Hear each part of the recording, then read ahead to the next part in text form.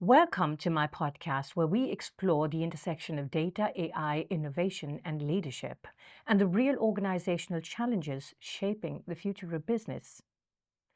Today's conversation, titled Why AI Leadership is Harder Than Technology, is about transformation, not as a buzzword, but as a leadership reality. Joining me today is Susanne Hägglund from Volvo Cars, a leader working closely with business transformation, organizational performance, and the evolving role of AI inside large organizations. It's great to have you here. Welcome.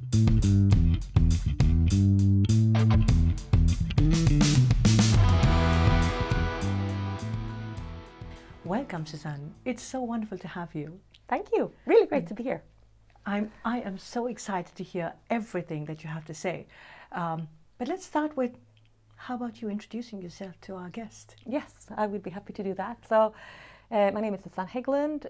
I'm working currently as head of global customer experience for Volvo Cars.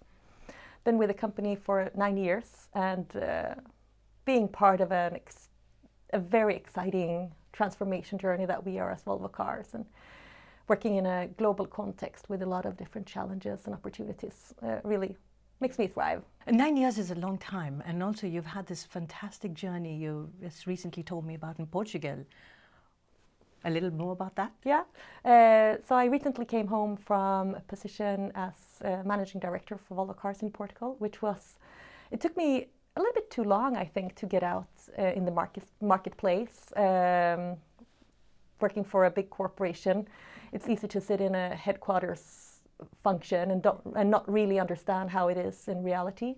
But I was so happy when it finally came, because when you're out in a market, you understand how the business really runs and how customers are and retailers are and how competitors act. So that is how you truly understand the equation of the business that we're in. So it was an amazing year. And what an amazing place. Oh, Portugal is fantastic. You know, the people, the culture, the nature.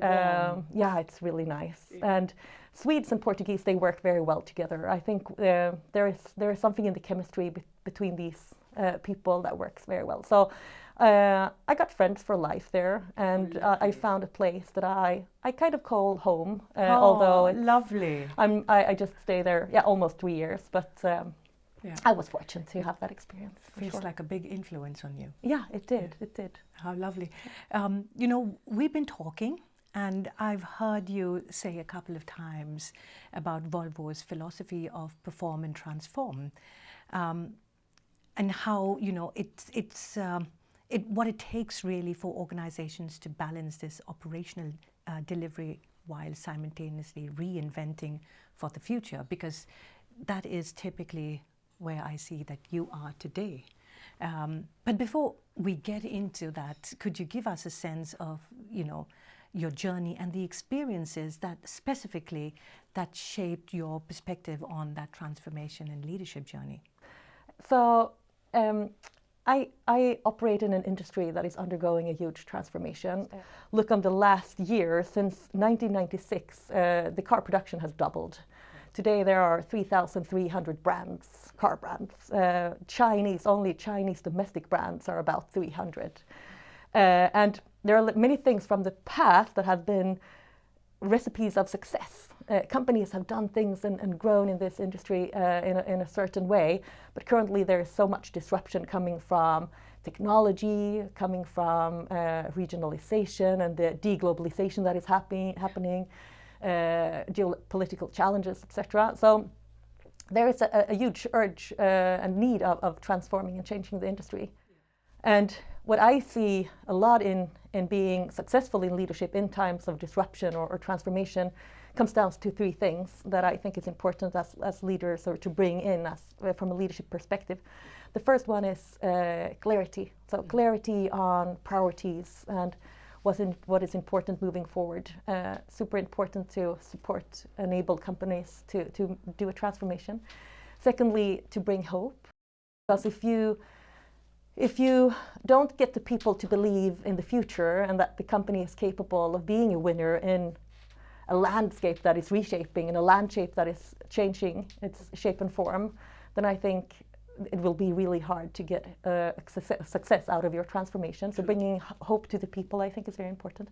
But also stability, because when everything is shaking outside, there needs to be a stability within the organization in terms of leadership, in terms of relationships, in terms of governance and how you run things. Because for me, I think transformation is only successful if you have a culture that is prepared for that, and have a culture where people dare to be themselves, where people dare to be curious and creative, and where we dare to fail and where we dare to learn from failures and so on. So the cultural aspect, I think, is imperative in really succeeding in driving transformation. I absolutely, I agree to all that you said. And I think another part that I see is, and you probably also mean this, but because when you're setting the strategies, I think helping the organization or helping your teams to understand how they add value to that strategy, because otherwise, everything that you do, if they don't understand the value that they are bringing, is also then kind of lost with them. Yes, truly so. And yes, I mean, I understand that most organizations today at least need to transform. A very few seem to be able to create the space while still delivering that, results every quarter, and the performance. Why is balancing then so difficult? Both these, because you're looking far ahead, but you're also the pressure to deliver here and now today. Why is that so difficult? I mean, if we don't perform here and now, there is no tomorrow. There is true that. So obviously performance needs to happen here and now, because that's what's paying our salary. And then transform is difficult. It takes a lot of curiosity, it takes a lot of courageous leadership, it takes a lot of it requires risks. So I think that's why it is difficult to have those two minds in the head at the same time, but we have to have it to be successful. And when it comes to transformation, why we are sometimes being prevented to do, or why we think that we do transformation, but we are actually doing operational excellence or optimization, I think, is because, it's the safe space. It is easier to do the things that are known to us and stay where we feel at home, or where we have all the facts and where we have all the data. So, but do you think that sometimes organizations mistake optimization for transformation, or the other way around? Yeah, I think they do. Also because as leaders, we are so intrigued by transformation, right? So we love to tag things that are maybe operational things as strategic initiatives or transformative initiatives, because we are more proud, and we are probably more rewarded for that, or seen for working in the field of transformation. Yeah, but Susanne, I have to ask this, because I see sometimes with kind of ex-colleagues, and I think companies sometimes overuse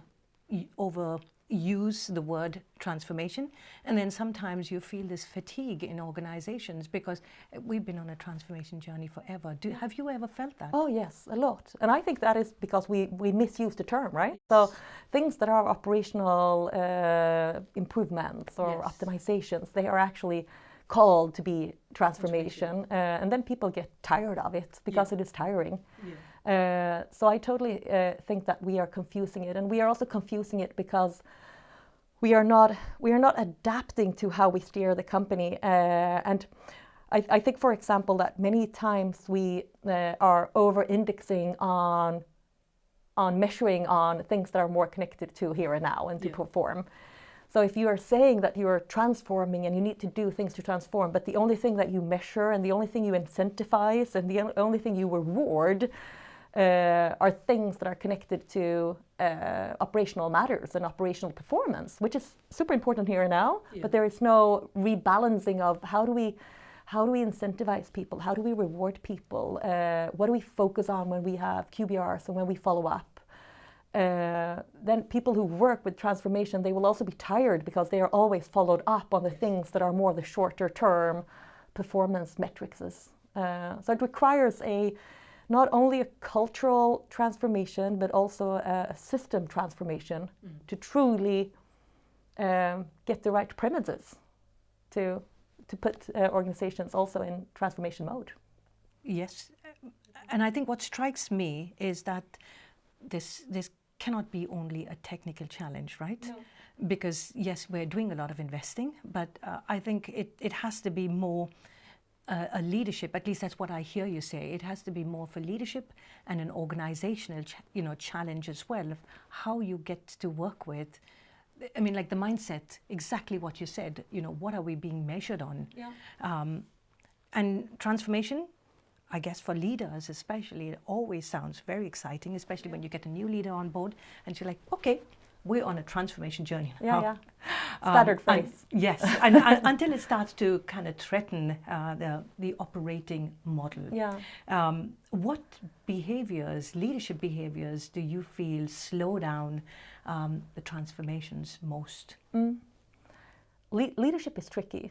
And I think it's interesting to just stop, before I answer your question, just to stop a little bit on leadership, because if you look on how most corporations are, when someone starts at the company, you start on probably more of an individual contributor role, not a leadership role. But then the ones with aspirations and the ones with ambition, they strive towards becoming managers. I think when I speak with younger colleagues and employees, I mean, that's so many times on the top of the wish list.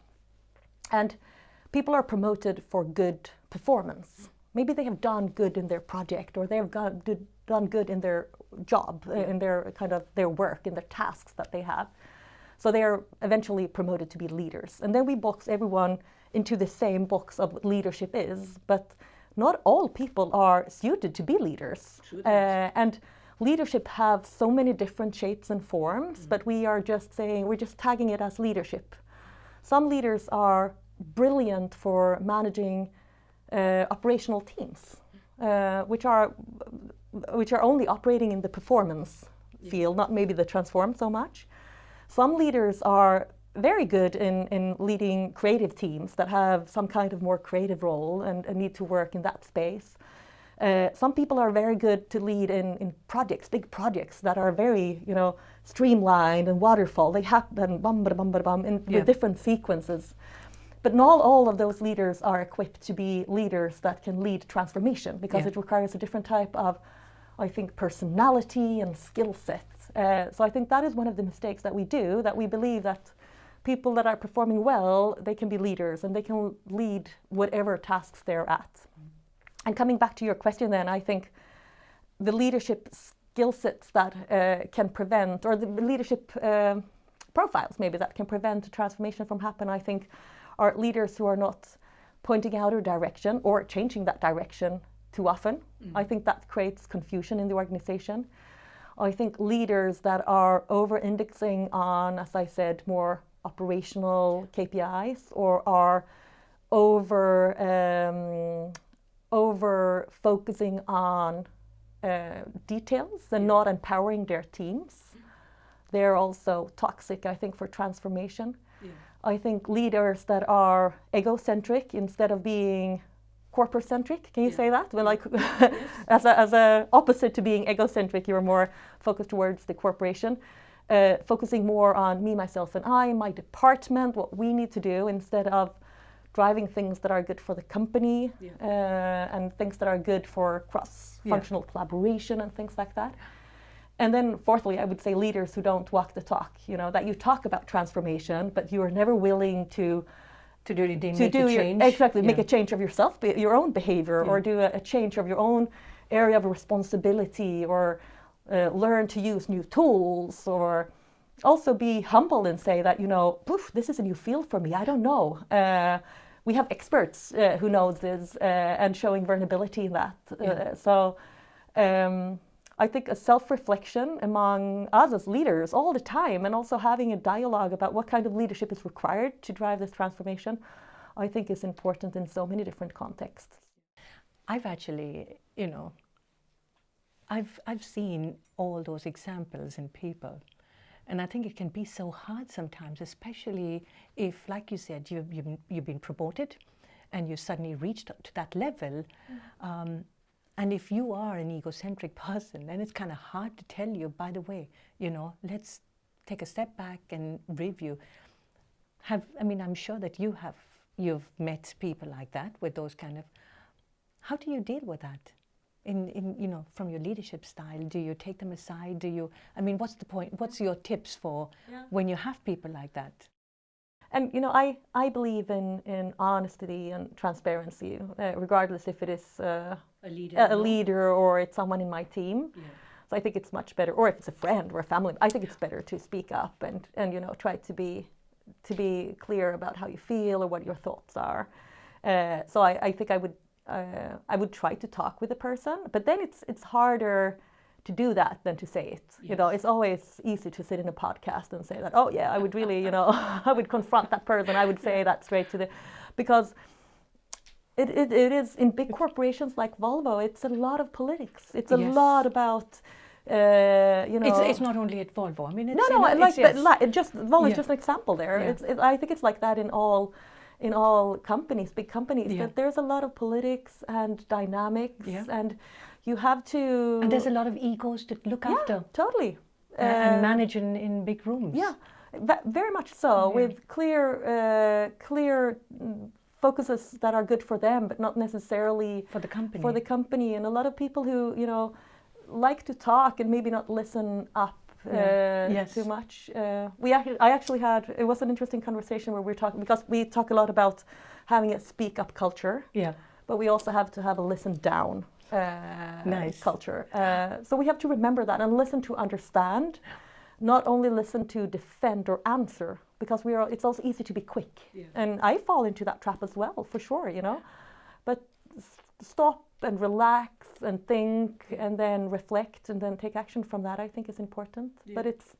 But dynamics and politics are difficult. And we actually had a really interesting conversation in a female mentoring program that we have within Volvo that is called Margit, that is just amazing and so good for building leaders, female leaders within our company.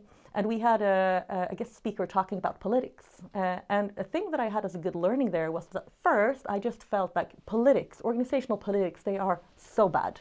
There's nothing good that comes with organizational politics within the company or an organization. But then it was interesting listening to others who actually felt that, politics in an organization is a necessary evil. It will always exist. Yes. But also the politics within an organization, it's also something that you can leverage and that you can use if you also learn how to do it in a smart way. Yeah. And I think also then changing just your mindset on how do I perceive politics into from coming from a perspective where I thought it was only toxic and only destroying value in a company, to actually seeing that how can I also, with my agenda and my plan for my organization as part of the bigger corporation, use relationships and use politics and work with argumentation, because negotiations and argumentation is a lot of politics, right? But doing that with a lot of pride and a lot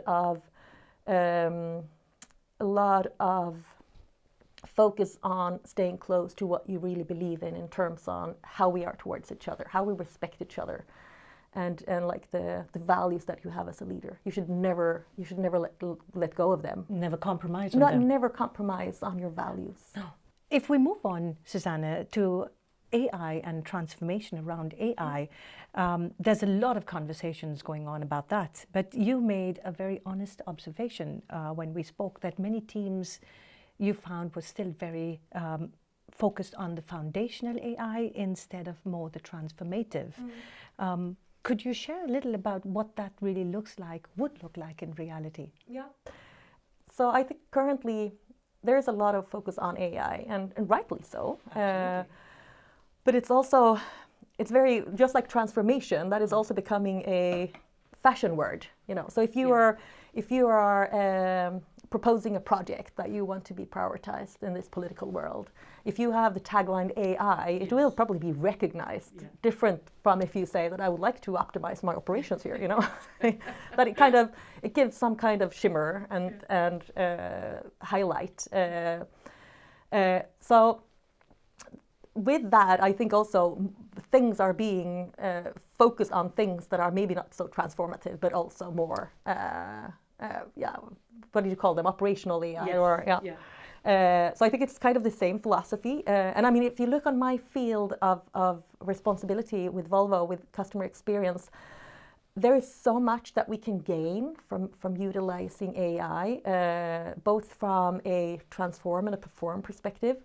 We can do a lot of things better with more data and understanding customers' behaviors and customers' feedback in a better way. And it can be a threat for all of us, right? Some studies show that even the jobs that we have, that they will be eliminated to between 40 to 60% of what we do will be eliminated. But it doesn't necessarily, and it's the same for the people working in my operations with customer care and different things and customer experience in different matters. But it also enables us to bring a lot of positive matters and opportunities into this, because then we can spend time on things that truly matter. Yeah. Things that are truly, we are a premium brand. So things that truly distinguish us from our competitors, things that are more relationship building things with our customers, to do things that make customer feel unique, give them a personal experience, give them an effortless experience, and give them a respectful experience. So there are a lot of things that we can do when we free up time with AI, and also work on the things that are much more value adding, both for us as human beings, but also for the consumer. And I also think that if you look into the future, in my industry and within the field of my responsibility, a lot of things will go automated or with AI, but that will also be mainstream, or it will be mass market. So the uniqueness will also come with human interaction, I think, in the future, where people can feel that there is a true trust and where there is a true relationship. That only happens between humans, right? So we should never, it's not either or. So there's a lot, what I hear you saying is there's a lot then still to be done from moving from foundational to really transformational AI. Yeah. And exciting stuff. Yes, very exciting stuff. Yeah. I mean, it also sounds a bit, and I can imagine for a lot of people in the organization, a bit scary as well, right? Because you don't want to know that, I'm going to lose part of my job or my job completely. But I think that's where the excitement also comes in, at least for me, to say, okay, but what else, what new stuff will I be doing in the future? Yeah. Because I think that's where the, finding those uniqueness. Yeah. What else is coming on? Because surely there's still need going to be for people. Yes, totally. And especially since relationships and trust is built in between humans, right? Human to human. So human to human will also be a very unique thing that premium brands maybe have more capacity and they can afford investing in. And I think that this is where AI becomes, from other waves of technology, this is kind of different because we're all exploring together. Yes, we are. Yes, very much so. I think AI, we're investing a lot in AI, but at the same time, we see clearly today that AI is not just, a tool. It is influencing the decisions we make. Yeah. So, I mean, where do you see, AI influencing those decisions today? Is there any area? I mean, I can imagine within the customer experience area, there's a lot. Where do you see? Because like you said, we can see, how our customers are behaving. And then I can imagine that you are adapting to those insights that you see. Yes. Yeah, very good question. Interesting. And we talk a lot about from insights to actions, because with the current business environment, we have so many data points. And within my field then, from surveys that we have or from any kind of interactions we have with customers, being that they call us or email us, or we can see things in social media or we're chatting with them, we have so many data points. But it becomes a lake that is very hard to swim in and to really see the trends on what are the things to work on. So AI is enabling us to make better decisions going from insights to actions. Yeah. by actually seeing what are the true friction points that we have or the true pain points, and also connecting them and aligning them to what really matters.